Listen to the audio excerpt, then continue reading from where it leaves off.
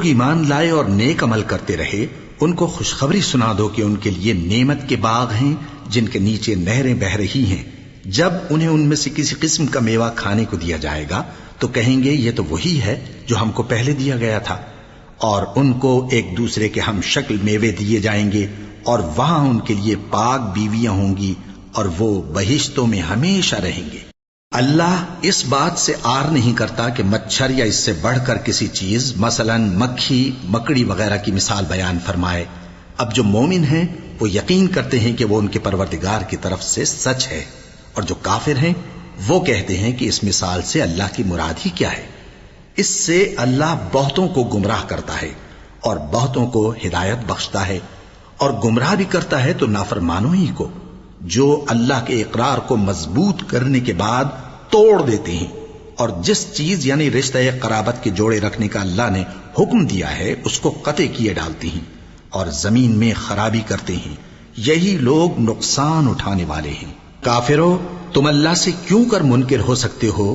جس حال میں کہ تم بے جان تھے تو اس نے تم کو جان بخشی، پھر وہی تم کو مارتا ہے، پھر وہی تم کو زندہ کرے گا، پھر تم اسی کی طرف لوٹائے جاؤ گے. وہی تو ہے جس نے سب چیزیں جو زمین میں ہیں تمہارے لیے پیدا کی، پھر آسمانوں کی طرف متوجہ ہوا تو ان کو ٹھیک ٹھیک 7 آسمان بنا دیا، اور وہ ہر چیز سے خبردار ہے. اور وہ وقت یاد کرنے کے قابل ہے جب تمہارے پروردگار نے فرشتوں سے فرمایا کہ میں زمین میں اپنا نائب بنانے والا ہوں. انہوں نے کہا کیا تو اس میں ایسے شخص کو نائب بنانا چاہتا ہے جو خرابیاں کرے اور کچھ تو خون کرتا پھرے؟ اور ہم تیری تعریف کے ساتھ تسبیح و تقدیس کرتے رہتے ہیں. فرمایا میں وہ باتیں جانتا ہوں جو تم نہیں جانتے.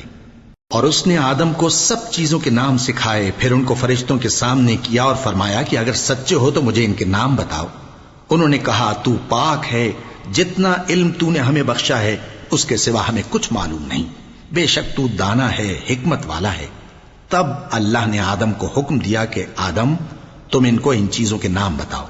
سو جب انہوں نے ان کو ان کے نام بتائے تو فرشتوں سے فرمایا کیا میں نے تم سے نہیں کہا تھا کہ میں آسمانوں اور زمین کی سب پوشیدہ باتیں جانتا ہوں، اور جو تم ظاہر کرتے ہو اور جو پوشیدہ کرتے ہو سب مجھ کو معلوم ہے.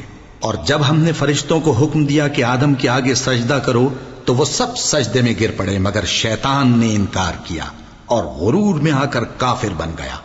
اور ہم نے کہا کہ اے آدم تم اور تمہاری بیوی بہشت میں رہو اور جہاں سے چاہو بے روک ٹوک کھاؤ پیو، لیکن اس درخت کے پاس نہ جانا نہیں تو ظالموں میں ہو جاؤ گے.